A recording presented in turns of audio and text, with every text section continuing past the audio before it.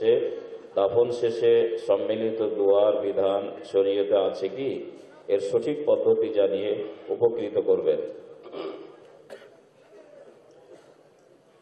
বিষয়টি হলো দাফন শেষে সম্মিলিত দোয়া। অবশ্য বিস্তারিত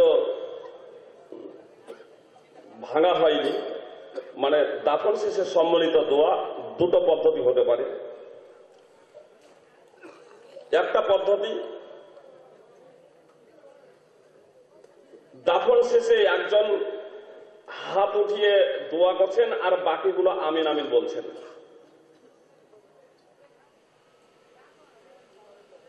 তো এর প্রমাণে কোনো হাদিস নাই। অবশ্য দাফনের পরে একাকি হাত উঠিয়ে দোয়া করার ব্যাপারে দুটি হাদিস আছে, দুটি জয়ীফ।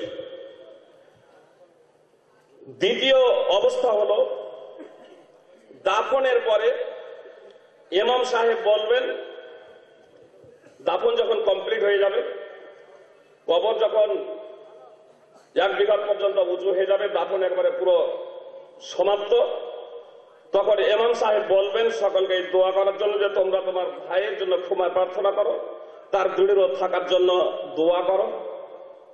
আর তারপরে সব আপন আপন মনে মনে দোয়া পড়বেন।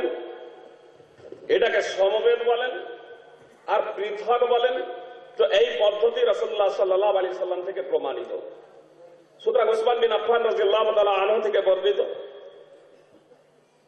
কানা নবী সাল্লাল্লাহু আলাইহি সাল্লাম ইযা ফারাগা মিন দাফনিল মাইয়িত ওয়াকাফা আলাইহি ফাকাল ইস্তাগফিরু লিআখিকুম ওয়া সাল্লাল্লাহু তাসবিহ ফাইন্নাহুল আন ইউসাল। সুনান আবু দাউদ হাদিস নম্বর 3223। উসমান বিন আফফান রাদিয়াল্লাহু তাআলা আনহু বলেন, রাসূলুল্লাহ সাল্লাল্লাহু আলাইহি সাল্লাম মৃত ব্যক্তিকে দাফন করে সমাপ্ত হলে তার পার্শ্বে দাঁড়াতেন, কবরের পার্শ্বে দাঁড়াতেন এবং বলতেন, ইস্তাগফিরু লিআখিকুম, তোমরা তোমার ভাইয়ের জন্য ক্ষমা প্রার্থনা করো, ওয়া সাল্লাল্লাহু তাসবিহ, এবং তার দৃঢ় থাকার জন্য দোয়া করো, ফাইনাল আন ইউসাল, কারণ সে এখন জিজ্ঞাসিত হবে। ইবনে উসাইমিন রাহিমাহুল্লাহ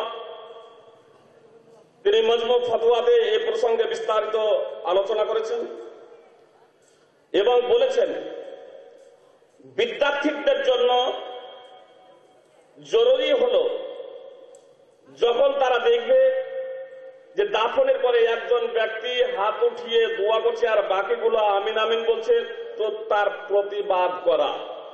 তার কারণ রাসূলুল্লাহ সাল্লাল্লাহু আলাইহি সাল্লাম এটা করেননি, সাহাবা ইকরাম রাদিয়াল্লাহু তাআলা আনহুম এটা করেননি, আর এটা সুন্নাত নয়। রাসূলুল্লাহ সাল্লাল্লাহু আলাইহি সাল্লাম এটা করতে বলেননি। অতএব এটা সুন্নাত নয়, বরং সুন্নাত হলো একাকী দোয়া করা, অর্থাৎ হাত না উঠিয়ে আপন আপন প্রত্যেকেই দোয়া করবে। আপনার যদি আরবি জানা থাকে, অত্র হাদিসের ভাবার্থ আল্লাহুম্মা গফির লাহু ওয়া সাব্বিতহু, এভাবে আপনারা দোয়া করবেন। আরবি যদি জানা না থাকে, আপনি আপনার মাতৃভাষাতেও দাফনকৃত ব্যক্তির জন্য দোয়া করতে পারেন। তার কারণ এখানে বাক্যে ব্যাপকতা আছে। রাসূলুল্লাহ সাল্লাল্লাহু আলাইহি সাল্লাম বলেছেন, ইস্তাগফিরু লিআখিকুম। ডাইরেক্ট যদি আল্লাহুম্মা গফির লাহু বলতেন, তাহলে এই বাক্যটাই আমাদেরকে ব্যবহার করতে হতো। বুঝতে পেরেছেন? অনেক ভাই হাদিসের তাৎপর্য না বোঝার ফলে জনগণকে বিভ্রান্ত করার প্রচেষ্টা করে। যখন বলা হয় যে আল্লাহুম্মা গফির লাহু ওয়া সাব্বিতহু, বা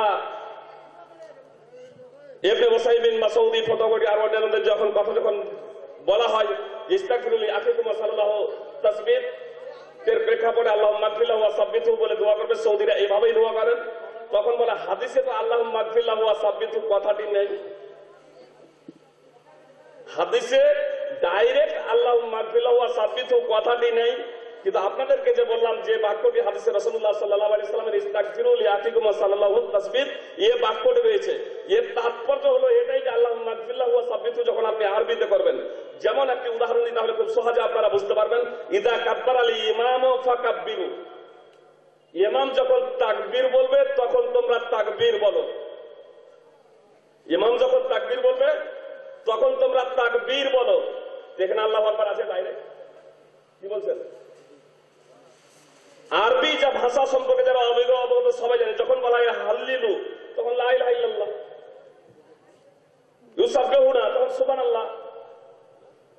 ইউকাব্বিরুনা আল্লাহু আকবার, জানার